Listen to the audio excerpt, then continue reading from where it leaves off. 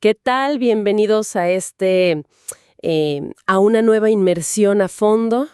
Hola, hola. Hoy es sábado, 7 de marzo de 2026. Y la verdad tenemos una misión hoy que es verdaderamente épica.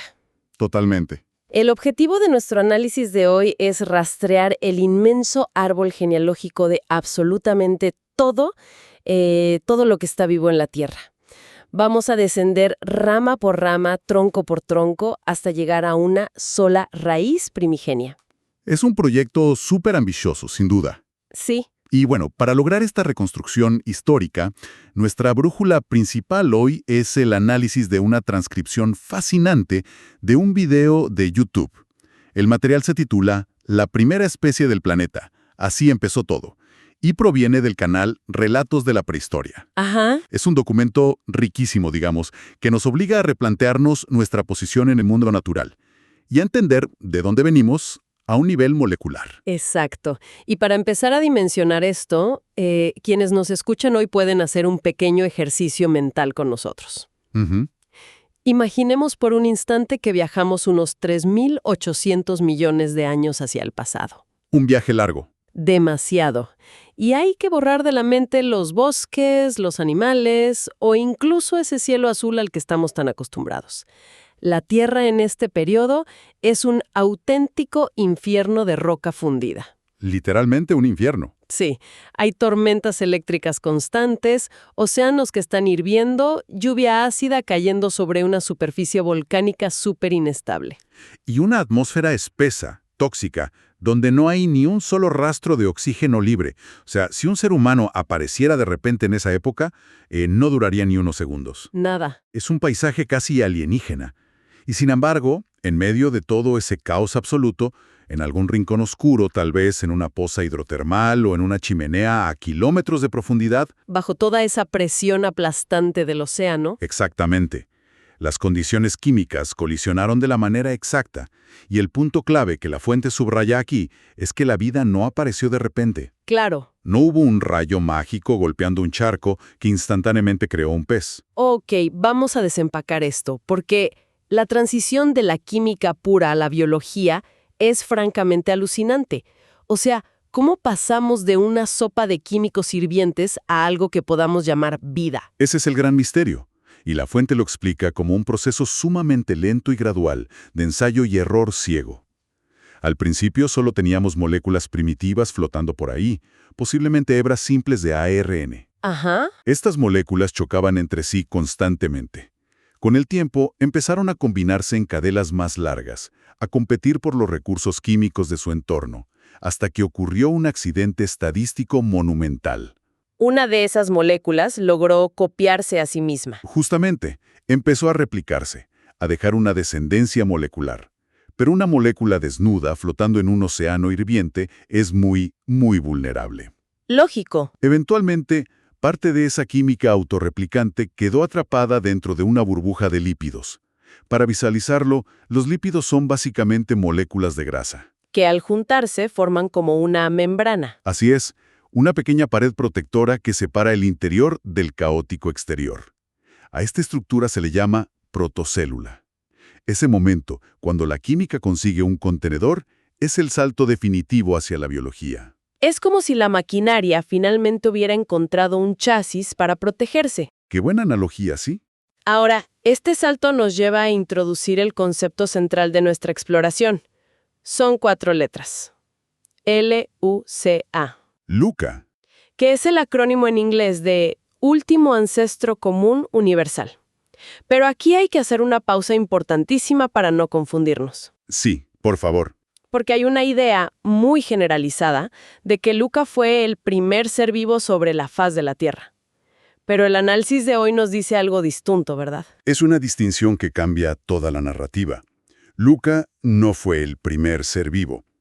Antes de Luca hubo todo un mundo de ARN, millones de años donde esas protocélulas primitivas y sistemas prebióticos compitieron en ese laboratorio natural implacable. Hubo muchísimas formas de vida anteriores. Muchísimas. El detalle crucial es que todas esas otras formas de vida pre-Luca simplemente se extinguieron sin dejar descendencia hasta el día de hoy. Desaparecieron. Sus líneas genéticas desaparecieron por inestabilidad, por competencia con otras células o, francamente, por mala suerte en un planeta tan violento. Es decir, hubo muchísimos prototipos de vida, pero Luca fue el único linaje que logró prosperar, expandirse y sobrevivir a largo plazo. Exacto. Es el ancestro del que descienden todas las formas de vida actuales. Todas, desde una bacteria microscópica en el teclado de una computadora hasta un hongo, un roble milenario o un ser humano. Todo lo que hoy respira, crece o se reproduce en la Tierra puede trazar su línea de sangre hasta esa población específica. Ahora, si tratamos de reconstruir cómo era el día a día de Luca, tenemos que volver a ese mundo extremo del principio. Claro, al infierno hirviente. Para empezar, Luca era un organismo anaeróbico. Esto significa que funcionaba sin oxígeno. De hecho, el oxígeno libre habría sido un veneno fulminante para esta célula. Lo cual suena súper contraintuitivo para nosotros que lo necesitamos en cada respiro. Totalmente. Pero a nivel químico, el oxígeno es un elemento súper reactivo. Oxida el hierro, imaginemos lo que le haría a las estructuras celulares delicadas de un organismo que no tiene defensas contra él. Lo destrozaría a nivel molecular. Por eso, el hábitat de Luca estaba lejos de la superficie. Los estudios genéticos sugieren que vivía en la oscuridad total de los abismos marinos, específicamente en chimeneas hidrotermales. Esos respiraderos en el fondo del mar. Así es. En estos lugares, el agua helada del fondo del mar se filtra hacia la corteza terrestre, se calienta con el magma y sale disparada hacia arriba llena de minerales y gases. Es un oasis químico. ¡Wow! Luca se alimentaba de reacciones utilizando hidrógeno y dióxido de carbono. Era una vida impulsada por el calor interno de la Tierra, completamente independiente de la luz del Sol. Y aquí es donde se pone realmente interesante, porque alguien con mentalidad crítica en nuestra audiencia podría preguntarse en este momento, bueno, ¿y cómo estamos tan seguros de todo esto? Claro, es una duda válida. Estamos hablando de una célula minúscula, blanda, sin huesos, que vivió hace 3.800 millones de años en un planeta que ha reciclado su corteza terrestre miles de veces. Obviamente, no hay fósiles de Luca. No, para nada. No podemos ir a un museo a ver una roca con su silueta. No hay huellas en la piedra, pero sí hay huellas dentro de nosotros mismos. Ajá. La prueba innegable de la existencia de Luca no la encontramos cavando en la Tierra, sino analizando la genética comparada en un laboratorio moderno. Cuando la comunidad científica toma organismos de los tres grandes dominios de la vida actual, bacterias, arqueas y eucariotas, y los compara, Encuentran el código base. simples accidentes independientes. Todos los seres vivos, sin excepción, usamos un sistema de almacenamiento de información basado en el ADN. Exacto. Todos usamos el ARN mensajero como el transportista que lleva las instrucciones. Y todos tenemos unas fábricas microscópicas llamadas ribosomas que leen esas instrucciones para construir proteínas. Y el nivel de detalle de esa coincidencia es asombroso. Por ejemplo, existen cientos de aminoácidos posibles en la naturaleza química, pero toda la vida en la Tierra utiliza exactamente los mismos 20 aminoácidos básicos para construir sus proteínas. ¡Los mismos 20! Si los linajes de la vida hubieran surgido de orígenes completamente distintos y hubieran sobrevivido, veríamos formas de vida con códigos genéticos radicalmente diferentes, usando combinaciones químicas distintas.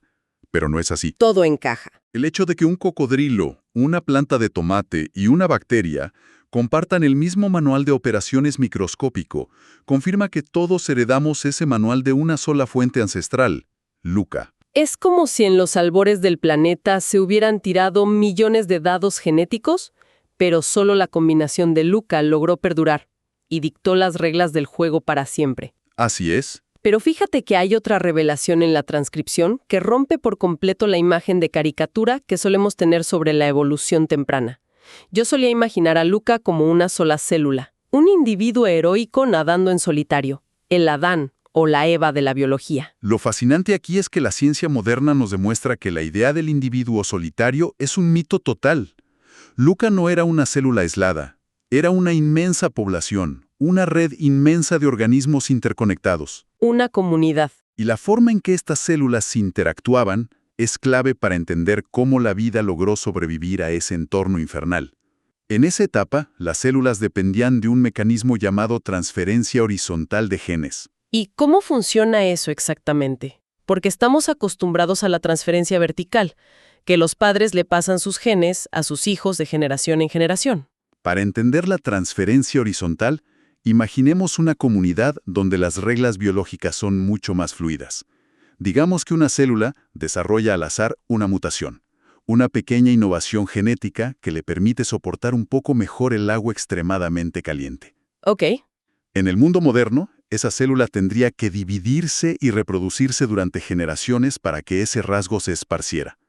Pero en la época de Luca, esa célula podía acercarse a una célula vecina de un tipo completamente distinto y literalmente inyectarle una copia de ese gen útil. Como enviarse archivos biológicos por Bluetooth. Jaja, exactamente. O sea, si alguien tiene frío, en lugar de esperar miles de años para evolucionar pelo, simplemente abraza a un vecino y le copia la información genética para resistir las bajas temperaturas.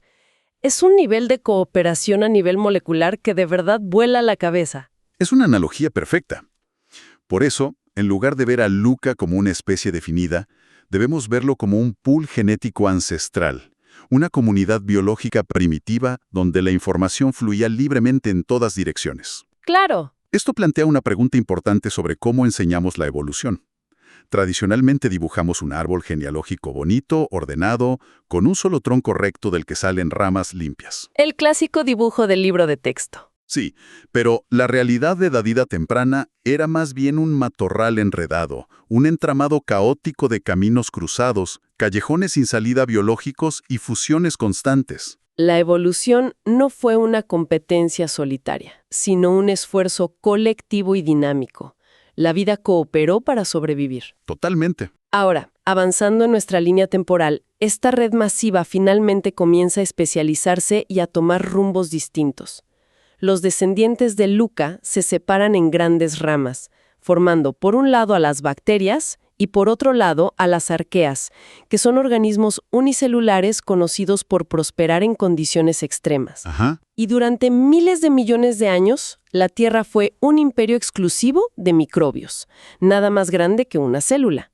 Pero entonces ocurre una revolución tecnológica a nivel celular. Una innovación que cambió la química del planeta entero. Las cianobacterias, un tipo específico de bacteria que logró decodificar cómo usar la luz del sol y el agua para crear su propia energía.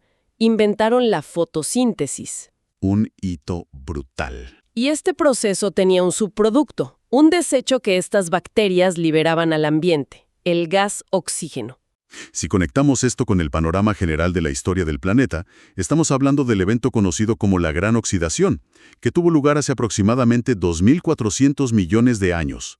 Y es uno de los momentos más paradójicos de la historia natural. ¿Por qué paradójico? Por un lado, la liberación masiva de oxígeno fue una catástrofe global insuperable. Como mencionamos antes, para la gran mayoría de la vida descendiente de Luca, que estaba acostumbrada a condiciones anaeróbicas, el oxígeno era letal. Cuando este gas empezó a saturar los océanos y luego la atmósfera, provocó lo que posiblemente sea la mayor extinción masiva de la historia. Primer gran apocalipsis ambiental de la Tierra. Y fue causado por el desecho tóxico de los propios seres vivos. Es una ironía tremenda. Una ironía letal. Pero por otro lado, esa misma catástrofe ambiental representó la mayor oportunidad energética imaginable para quienes sobrevivieron. Algunas células mutaron y lograron adaptarse para no solo tolerar el oxígeno, sino para utilizarlo a su favor. Empezaron a respirarlo. Desarrollaron el metabolismo aeróbico. Químicamente hablando, usar oxígeno para descomponer nutrientes libera muchísima más energía que hacerlo sin él.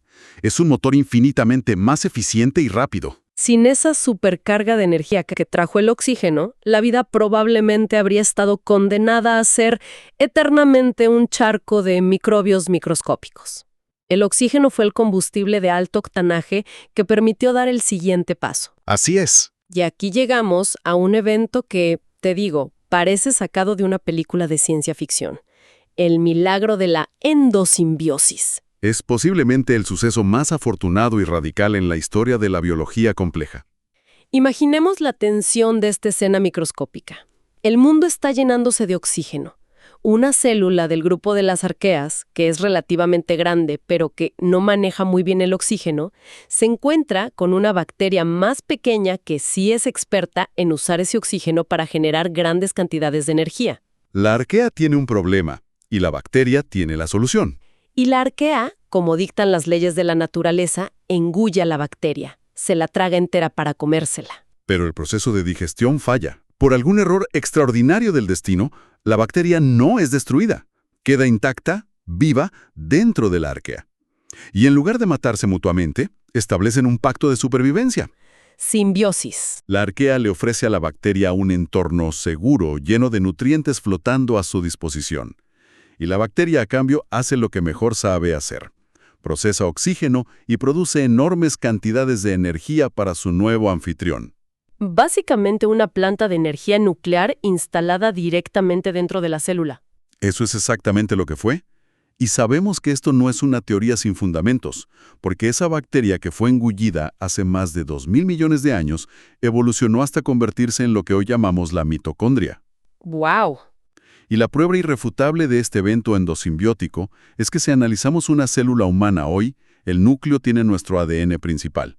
Pero las mitocondrias que nos dan energía conservan su propio paquete de ADN, circular e independiente, muy similar al de las bacterias libres. Llevamos fósiles bacterianos vivos dentro de nosotros. Cada latido del corazón, cada pensamiento que tenemos está siendo impulsado por esas antiguas bacterias que decidieron colaborar. Es poético. Ese momento marcó el nacimiento de la célula eucariota, una célula mucho más grande, compleja y con órganos internos. Fue el punto de inflexión absoluto, porque a partir de esa célula, impulsada por mitocondrias, la vida finalmente tuvo la energía suficiente para volverse multicelular. De ahí surgieron los hongos, los árboles. Las selvas tropicales, los insectos, los dinosaurios y, por supuesto, la humanidad. Todo se reduce a un abrazo celular que no terminó en digestión. Nos muestra que los saltos más inmensos en la complejidad biológica a veces no vienen de la competencia feroz, sino de alianzas accidentales, fusiones y simbiosis a un nivel tan pequeño que es invisible al ojo humano. Entonces, ¿qué significa todo esto para nosotros? Porque la historia de nuestro tatarabuelo celular y de las bacterias que se comieron a otras bacterias es fascinante, claro. Pero en la época moderna, ¿qué aplicaciones tangibles tiene este conocimiento? Las aplicaciones prácticas son inmensas e impactan el futuro inmediato de nuestra tecnología. Pensemos en los extremófilos actuales. ¿Los que viven en volcanes y eso? Exacto. Estos microorganismos que hoy en día habitan en géiseres hirvientes de parques nacionales o en lagos volcánicos altamente ácidos son los parientes modernos más cercanos a cómo vivía Luca. Al estudiar sus genes, los científicos están descubriendo enzimas espectaculares.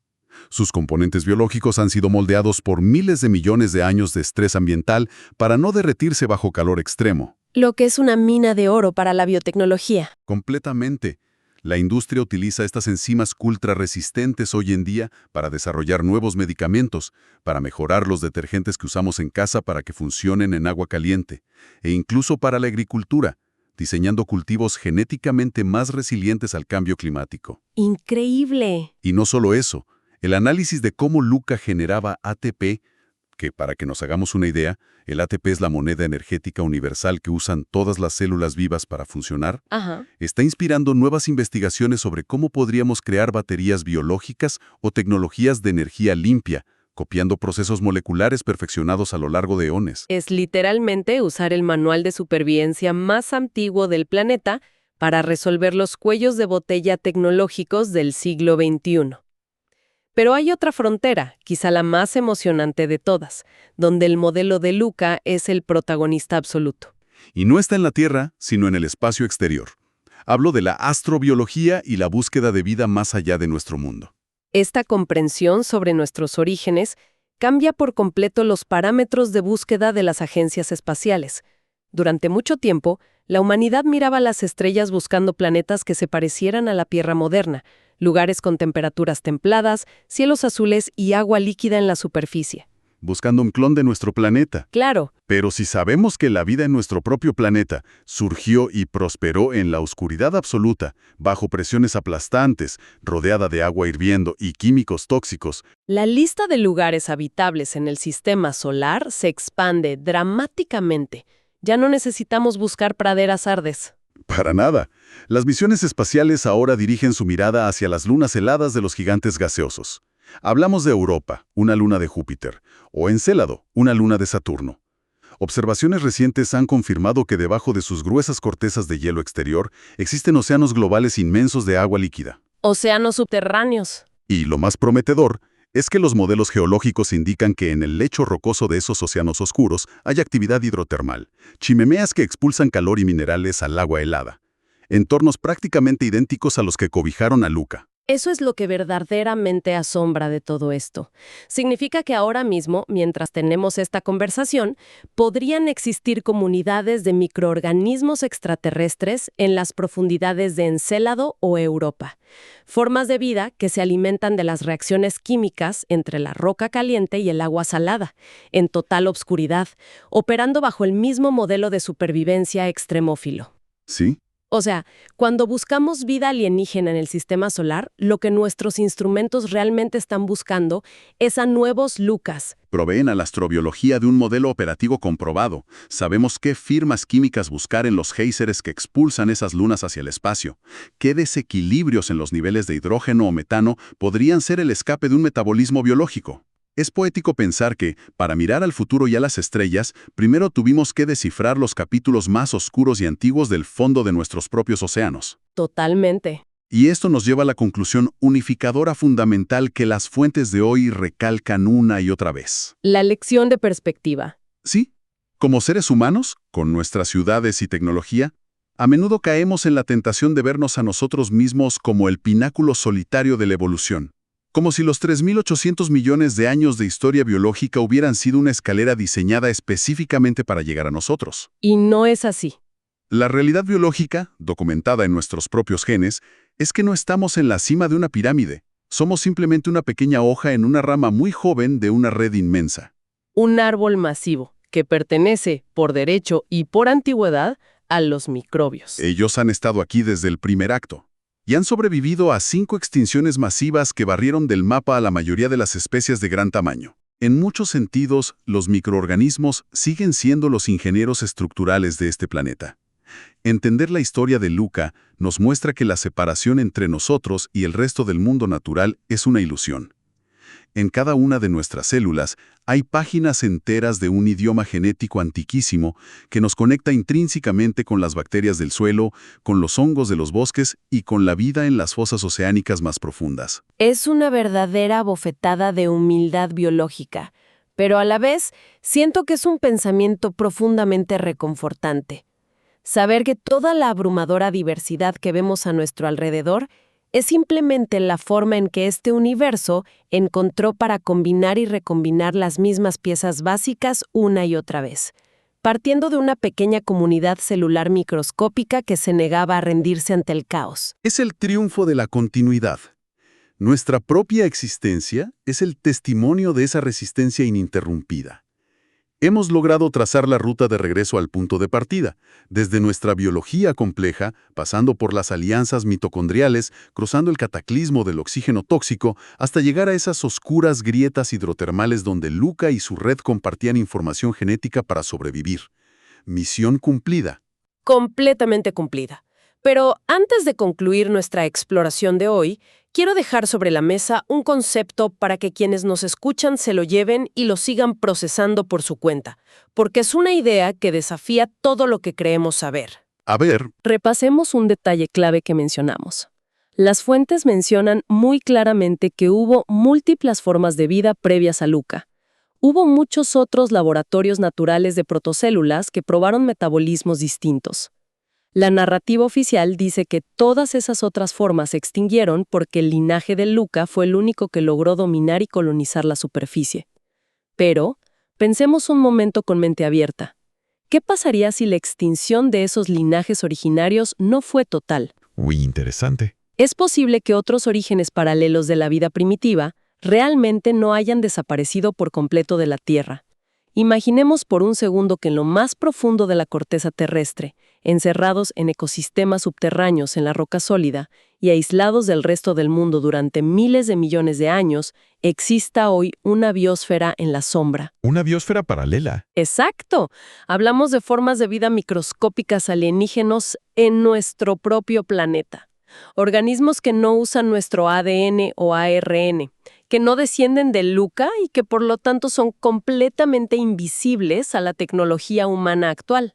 Porque todos nuestros microscopios, pruebas genéticas y laboratorios están diseñados estrictamente para buscar y detectar organismos que compartan nuestro mismo código base. Solo buscamos lo que conocemos.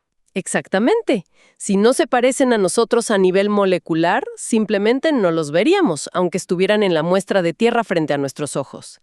Es decir, ¿podría la Tierra albergar un segundo árbol de la vida completamente desconectado del nuestro, habitando debajo de nuestros pies, esperando a ser descubierto? ¡Qué locura de concepto! Ahí tienen un pensamiento inquietante y maravilloso para mantener la mente ocupada en los próximos días. Muchísimas gracias por acompañarnos en este análisis profundo.